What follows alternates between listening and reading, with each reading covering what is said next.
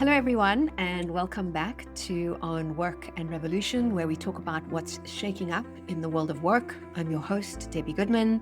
I'm CEO of Jack Hammer Global, a global group of executive search and leadership coaching companies. We're also Africa's largest executive search firm. We cover 24 countries with on-the-ground presence in all the main markets. And I am just back from the Africa CEO Forum in Abidjan, which it was actually amazing. I was a panelist at a round table covering a really big pain point for companies throughout the continent, the African brain drain, which is essentially the story of talented Africans leaving the continent in search of better work, education, safety, opportunity, you name it. And the conversation was robust. There were lots of opinions and commentary, but I was left feeling that we'd only just scratched the surface and I wanted to dig a lot deeper. So, you know, the game show Who Wants to Be a Millionaire, where you can phone a friend for answers. Hmm. Unfortunately, I have extremely smart friends and colleagues, so I decided to call Ronak Gopaldas to help me unpack this. And he agreed to be a guest on today's show, where we'll be talking about the African brain drain and asking the big question, which is, can Africa win its talent back? So let me do a proper intro.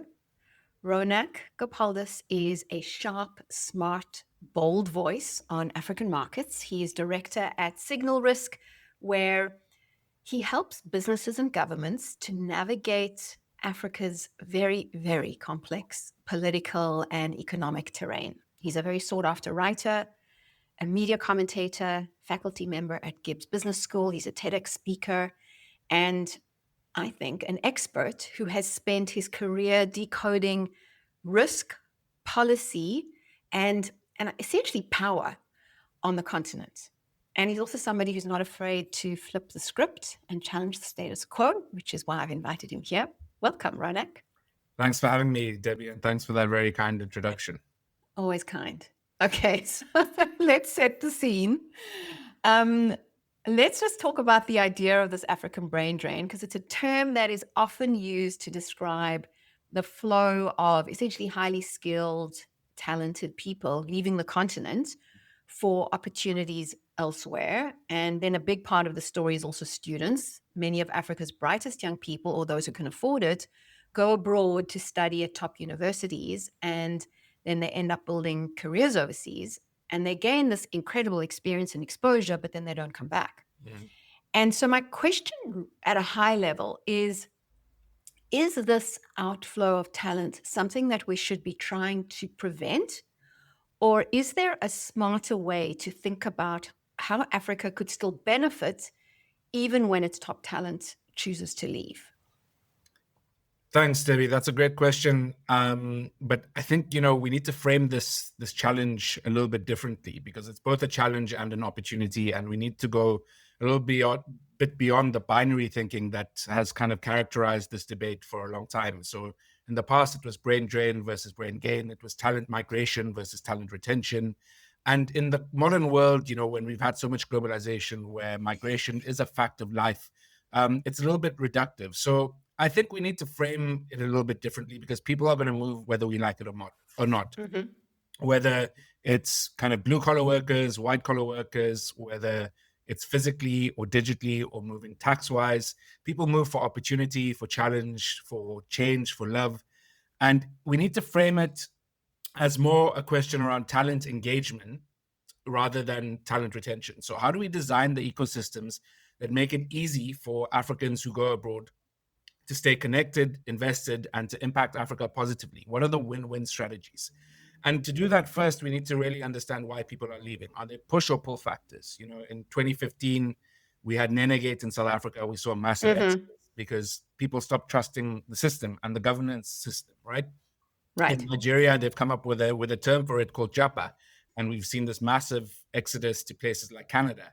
And we've got to ask the questions: are people leaving on a permanent basis, on a temporary basis? Is it push or pull factors? Do they want to come home? Because I think that then allows us to design effective strategies. And then we need to take this holistic view as well, because even though talent is globally mobile and sits outside of our borders, it can still have a local impact in the modern world where digital reach is so accessible. We can still kind of engage with people who are abroad from Africa, tap into their IP, their remittances, their networks, and their ideas. And we're seeing this in things like sport. So many Springbok players play in places like Japan and in Europe. Mm-hmm. Cricketers play in places like the IPL. So the work is global, but they still turn out for their national team. They still play in domestic leagues. They still have a local impact. So I think, in the past, we've kind of viewed it a certain way for obvious reasons, and it's been quite an emotive debate. But I think if we take a more sober and more strategic view of this, we will realize that it's not a one-size-fits-all approach. So you kind of need to be quite adaptive, and then we need to create the right incentives, I think. Okay, so you're completely right in that this is not a one-size-fits-all approach, both in terms of why people leave, and then not just why might they return, but in which way might they return or still contribute, or as you say, engage. Because I think we have thought about it as people leave physically, they go work elsewhere, they build their lives elsewhere, and then what do we need to do in order to bring them back, both physically as well as in terms of the work that they do. And I do love the idea about sports professionals who can do both. In some ways, they can perform on a global stage, and then they still can contribute to their local country. Wouldn't it be amazing if we could do that for people generally? But I mean, we're jumping the gun. We've got to actually start with jobs, because that is one of the key reasons why people leave. And different countries have got different reasons, because Africa is not one thing. So let's be clear about that. Why somebody would leave South Africa versus why they might leave Nigeria could be similar, but two very different reasons. And there's all those personal factors involved too. But we do know that overall, a lot of it is about the ability to build a life of prosperity. And the question around, can one do that in one's home country, or is there a greater likelihood that one would be able to do this abroad? That is one of the key reasons why people go. Yes, we can put crime and safety and all the rest into it as well. It's not a non-talking point. And so then the corollary of that would be, well, if they go there in order to build prosperity and have great jobs, let's just talk jobs. Because a key incentive to bring people back is that, and not just any kind of jobs, because a lot of Africa's employment is, I mean, we know there's the informal market, nobody's coming back for that, or low skilled jobs. And that's not the magnet that we're looking for. And if we want to create work that either keeps people here or brings them back, then what do we need to build? Yeah, so I mean, that's great framing. I think we need to start with demographics, right? Because there's a big contrast between, what's happening in Africa and what's happening in other parts of the world, the so-called weird countries, Western, educated, industrialized, rich, and democratic. So we Okay, know hold on a second. So now I haven't heard this term before. Tell me again, because I'm imagining listeners have not either. Go again on the weird. So weird countries, basically shorthand for the West, Western, educated, industrialized, rich, and democratic. Democratic, Okay. sorry. Democratic. You want to throw that one in too? Okay. Yeah. So what we've seen with these weird countries is that they're graying and nobody's having babies, and we've got these labor shortages which have been accelerated since the pandemic. So that's a general theme in OECD nations and the so-called global North. But at the same time, in Africa, we've got the youngest working age population in the world. By 2050, 1 in 4 people are going to be from Africa. And so there's this potential advantage, right? And when people talk about demographics in Africa, you get your population optimists and you get your population pessimists, right? And the decisions we make and the policies we adopt is going to determine whether this is going to be a success or failure. So logically, in a world where the West and these weird countries have these labor shortages and gaps, and we're not creating sufficient jobs across the African continent, 12 million new workers come into the workforce every year, and we cannot absorb all of them. Logically, you'd think that this is an opportunity. At the same time, the problem in Africa is that we're experiencing urbanization without industrialization. So people are moving to the cities, but they're not getting the jobs. The infrastructure can't keep up. And if that continues to happen, we're going to have social upheaval and social problems, right? So what are the choices in this context? I think you can either export the surplus labor, which is what a lot of countries are starting to do. Countries like Kenya are sending workers to the UAE, the Gulf, to Germany. Or you can go radical like China did with its one-child policy, but I think culturally and politically, that's too toxic to work in Africa. Or you start to think a little bit more strategically. And in the past, we've always thought about beneficiation in Africa as something that we need to do. The criticism has been we export the raw minerals and we import the refined product, and we don't feature in the value chain. And that's not the right way to do it. But maybe we need to think about this a little bit counterintuitively when it comes to people, because if we export the raw talent and they learn skills, they develop capital, they build networks, and they come back, that can be a net gain. So, from diaspora and remittance financing, from a knowledge transfer perspective, from people who come back and use their skills and capital to start businesses. So I think the challenge that we're going to have in Africa is, even when our talent goes abroad, how do we create the physical, digital, and policy infrastructure so that we're not just exporting talent and not benefiting, but we become a labor hub rather than a simple source of labor export to do these menial jobs. So I think it's about creating the circular flow of talent and migration so that we can actually benefit from it. That's the crux of it, almost the beneficiation of brains, so to speak. Yeah. I mean, look, I think that this has got to be addressed at many different levels and in many different ways. I was reading some data that said that by 2030, there are going to be 230 million jobs in Sub-Saharan Africa that require digital skills.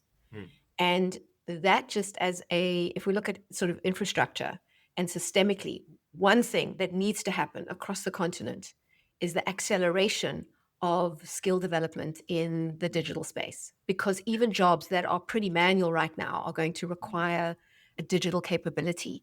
And so that alone, if that was a key focus for public-private partnership in terms of digital skill upliftment, the impact of that broadly, both in terms of people at entry and junior worker or even manual worker level to the leaders that at Jack Hammer, that's what my focus is how do I attract leaders to come back? There's got to be people for them and businesses and opportunities for them that are growing on the continent in order to warrant that consideration in terms of, wow, that's an opportunity worth coming back for.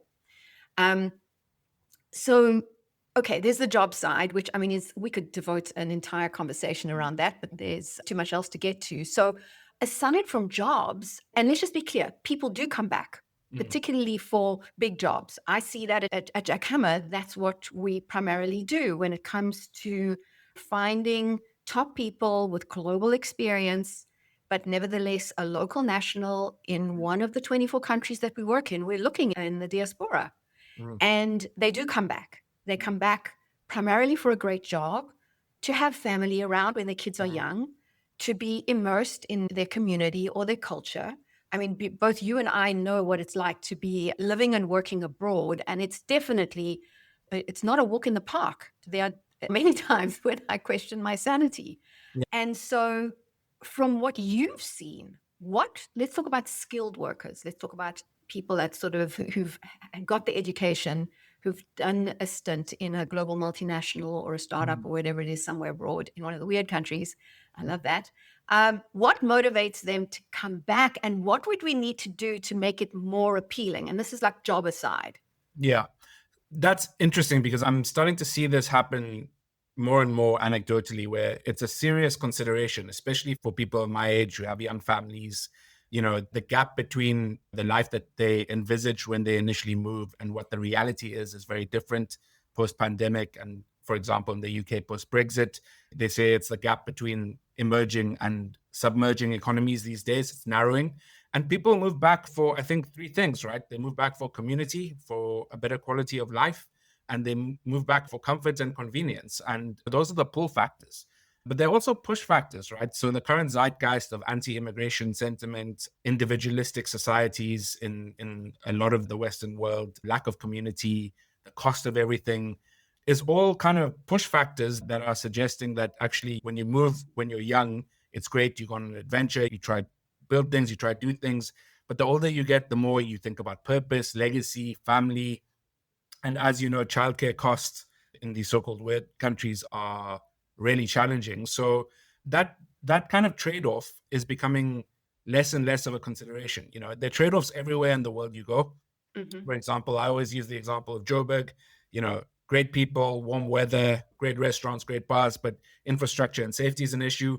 London, on the other hand, theater, art, culture, great access. It's the center of the world, but it's very expensive and it's quite individualistic, right? So I think the challenge then becomes, how do you manage this talent where and create the pathways to move back? Because a lot of folks who move, they keep Africa in their hearts, but not necessarily in their business models. Because you look at your currency depreciating, you look at your standing in a global context, and you look at salaries back home. So I think this is the challenge for a lot of companies. How do you retain this talent that has got international skills and wants to work internationally and can kind of do the hybrid thing, but also kind of wants to have a local impact? And then it's become a bit easier with remote work and digital connectivity. But then there's also something around purpose, because in Africa, you can do well and you can do good simultaneously. And a lot of Hmm. people I know have kind of done the corporate rat race in London, New York, Paris, are a bit tired. Their soul is energized when they are solving real world problems. And if they do that, they make money and they're successful as well. So there's this kind of purpose element around people moving back home as well, when combined with the fact that it's not all sunshine and roses in the Western world. It's not the 90s and early 2000s anymore. I think this is creating this far more momentum for people wanting to return home, but still kind of having one foot outside as well. Okay, so yes, I hear this all the time because we're speaking to people, asking them to consider career opportunities back home. And then part of it is what we hear all the time is, I wish I could come, but, Mhm. and there's usually a bunch of excuses, and it's usually related to usually the trying to make the finances work. Yeah. Nevertheless, there could be incentive opportunities that either companies or potentially even governments could be considering Mhm. in order to, I wouldn't say pave the way with gold, but at least make it a little easier. So you were mentioning Mauritius's have got sort of like a tax break for returnees. Yeah. Share more a little bit about that. Yeah, so Mauritius has quite an innovative scheme called the Diaspora Scheme, where they are trying to encourage the global talent with skills who've got good degrees, who've got international experience, who can really add value and contribute to the economy domestically, to come back and to return. And there are a whole bunch of concessions and allowances from a tax perspective, from bringing in a car, from property purchases, which they are offering to skilled people who are maybe a little bit tired of their life abroad. They want to be closer to their family. They want a slower pace of life.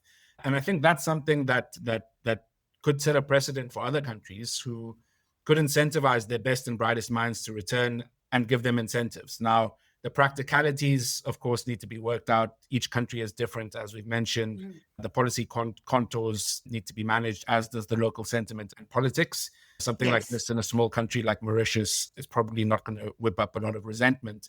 But at the same time, there are other countries that have diaspora schemes, Israel, India, etc. And I think our policymakers need to think a little bit more creatively around how they incentivize smart, talented people to come and contribute to their economies, right? And I think if you're an entrepreneur, if you're a professional, the thing that you want more than anything else is to trust the system, because talent goes where and capital goes where it's rewarded, where it's predictable, where governance is sound, and when the direction of travel is positive. So, of Mm. course, there are all these financial incentives, tax holidays, startup capital, foreign income exemptions, ease of doing business. Those are all important. But we also Yeah. need to think about the system, right? But more than anything else, I think trust is the currency here to get people to come home, because building a business is not easy. Relocating your family is not easy. And if the currency blows and you effectively lose 30-40% of your value, then that's going to look like a stupid decision. So I think Yeah. these are some of the dilemmas that people are battling, where maybe they'll get more professional fulfillment when they come back. But personally, and from an earnings perspective, it doesn't really make sense to them. So let's talk about the creativity that we're saying, okay, could governments get more creative? I am also thinking that companies can get more creative, particularly in a world where theoretically, if you're just awake in the certain time zone in which you do business, you can work remotely. And just as there are many global organizations in the US and Europe, Dubai, etc., who are leveraging African and certainly South African resources in an offshoring capacity, could more and more corporates think about how they might actually be able to utilize the skills and experience, potentially even fractionally or part-time, of Africans who are currently abroad? It's potentially a little bit more work, but there is no reason why, in this world where we're looking at different ways of working, not just the remoteness of it, but also the part-timeness of it, the gig worker approach to thinking about, there are people, maybe they've got a full-time job somewhere else, but we could be use a fraction of their time in order to use them in an advisory capacity or part-time in our organization. I mean, Ronak, I live on the west coast of America. I'm 9 hours behind South Africa. As long as I wake up early enough in the morning, I still do pretty much a full day Yeah. working Central Africa time. Granted, it's a little bit of a push, and I've got other motivations to do that. But when we're talking about the circular economy, I spend a large amount of my time working on initiatives, projects, building relationships with people globally around their business interests on the continent. And so that, I think, is what we're talking about around this like circular economy, about the fact that one could look at me, for example, and say, well, that's a loss to South Africa or the rest of Africa. And I'm going, hold on a second, take a closer look here. Yeah. Actually, yes, I happen to be physically located on another continent, very, very inconvenient time zone. Yeah. Yet the work that I do is nevertheless plowing back into the continent. And I'm not unique. I think that there are more and more people and organizations that, with some creativity, could think of harnessing talent in this way. Yeah, I So, completely yeah. agree with you. I mean, I think that the sweet spot we've often joked about is if you can do summer and summer. If I can do summer in Europe and then summer back home, it would be great. If you can earn hard currency, earn dollars or euros, and kind of spend in a soft currency, that would be great. At the same time, there's this purpose piece where you can do well and you can do good. And there's the digital dividend, which makes this a reality. So, and then in the context of the changing global context, what people call globalization, I think all of these factors are pointing towards an opportunity for somebody to design something and to create something which can accommodate a world which is not either or anymore, which is both and. And for a lot of people, they also don't want to be in the same place forever, right? Like, I think, Mm-hmm. look at boomers, they typically lived in the same house 30 years, went overseas maybe like twice before they were 30, and then traveled not much post that. But this generation, millennials, Gen Zs, travel far more extensively, far more globally connected. We've got digital devices and things like that. So the world has changed, and it's not so much an either or discussion anymore. It's both and. So, and I think that's the interesting piece that companies are going to need to think about to retain your best and brightest mind that has this time and location flexibility in this world of anywhere, anytime, any place work. What is the secret sauce, and what are the right incentives to get the best and the brightest talent, even if it is, like you mentioned, on a fractional or an incremental basis? But how do we still derive the positive benefits out of that? I think is important. To add to all of that, I think there's also this moment in time. I certainly had a sense of that when I was in Abidjan a few weeks ago, and it's coming at the time when there's all of the uncertainty regarding US-Africa trade relationships, and certainly, as you call it, you've got some great terminology there, the globalization. I'm going to sound smart after this because I've spoken to you, but the global climate has shifted. Okay, Brexit feels like a million years ago, but now we're seeing something kind of similar happening in the US. There's like this right now, this month, student visa crackdowns. It feels like there's like the closing of doors.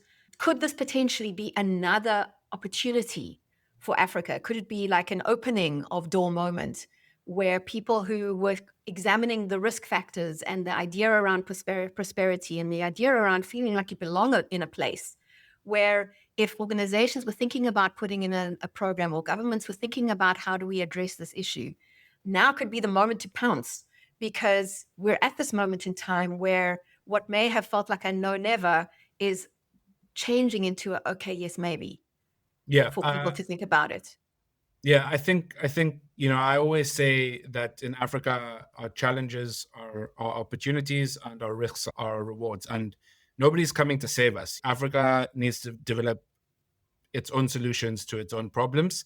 And I think the current global context has created a window where there are opportunities and there is maybe a wave to capitalize on. If you think about where the global economy is going and what some of the macro and meta trends are, we know that we're going greener. So climate and energy transitions are reshaping every industry. Sorry. We know that we're going more digital. And of course, a lot of the critical minerals required to power these digital services and AI and the likes are found in Africa. And we know that we're going more regional because supply chains are changing and shortening, and local rather than global is in. And that's where something like the Continental Free Trade Agreement can become quite important. And so we've got demographics, we've got critical minerals, we've got renewable energy potential, coastlines. So if we play our cards right, and we're in the middle of a global power war, if we play our cards right as the African continent, we do stand to benefit. But that's going to require good leadership, proper vision, and being strategic and clever in how we play the economic diplomacy game. I think if you look at this holistically, there's lots of opportunities to build this economy of the future. And it sounds a bit paradoxical because on the one hand, half the time the Wi-Fi doesn't work. We can't name streets. We have potholes. But on the other hand, we know that innovation is driven by necessity in Africa, and we can leapfrog and we can create things like the often used example of M-Pesa, where we skip stages in connectivity because this is what happens in Africa. People innovate to survive. And so I think the key here is in developing the infrastructure that enables it, whether it's hard infrastructure, the roads, the railways, the bridges, the trains, the likes, whether it's a soft infrastructure, which I think is really important to developing human capital. So education, healthcare, and giving, young workers the opportunity to develop the skills they need to thrive. And then digital, that's often overlooked when we talk about infrastructure. Yeah. We need data centers, we need digital skills, literacy, we need all of these things, because that's going to be what propels African economies to participate in this modernizing new fifth industrial revolution on this economy of the future. But at the same time, we need to invest in our systems because we've got very shallow capital markets. Our venture capital systems are underdeveloped. And that's why a lot of the best and brightest leave, because they can't scale. So I think for me, the underlying golden thread over here is an infrastructure. If we can create and build and invest in the right infrastructure, combine that with skills and thinking long-term and with a bit of vision, there is definitely an opportunity, but it's going to come down to the quality of our leadership. Well, yes, it's always about the quality of leadership. That's why I'm in business. I was going to ask you if you had a magic wand, what would you do? But you've just answered my question. And, when people use the word build the infrastructure, it sounds like a bit of a dry term, but there's so many facets to that. You just spoke about at least 10 issues that need to be addressed, probably more. I think we all know there's always going to be issues. My message as we draw to a close here, is for anybody who's listening, who's even considering whether a return to their home country might be a possibility, now might be the moment. For organizations who are thinking about how do we really not just plug the brain drain, because I think that's an old framework, but how do we harness talent that's abroad? I think there are many ways to do that. Now might be the real moment to act. And I'm just hoping that there is creativity and collective and narrative around branding the opportunity of coming back home in a way that feels like an uplift as opposed to anything else. Because I really think that we're in a zeitgeist and a moment in time where returning to Africa has never been more opportune. So, last words? Yeah, maybe if I can just say one thing. We've touched on the quality of leadership and how outdated and unimaginative that it's been for a long time. We've got analog leadership for a digital age. And I think one of the biggest issues around this, and this applies to politics and the corporate world, is that our leadership cycles are too short-term focused. They're focused on preservation rather than progress. And I think over here, we need to think really hard about incentives because, if you become an executive at a corporate entity, you keep the seat warm often for 5 years, don't rock the boat. And but you don't think for the future. And same thing with our politicians, right? You get elected for 4 or 5 years, depending on the country, and you try and enrich yourself often. But the reality is that for the African continent to prosper, and I'll kind of leverage this ancient Greek proverb over here, a society grows great when old men plant trees in whose shade they shall never sit. And I think that is our big challenge. We need younger, more visionary leadership to try and kind of create the future that doesn't exist yet. All right. Well, on that beautiful Greek proverb, let's draw to a close. Thank you so much for joining me. This has been an amazing conversation, and let's all hope for planting trees that will grow under which you will never sit, right? Very much. Okay, bye now. Cheers. Thanks for hanging around all the way to the end. It would mean the world if you would rate and review on Work and Revolution on your favorite listening app. It helps people know that the show is worth listening to, and so I'll really appreciate that. Thank you so much.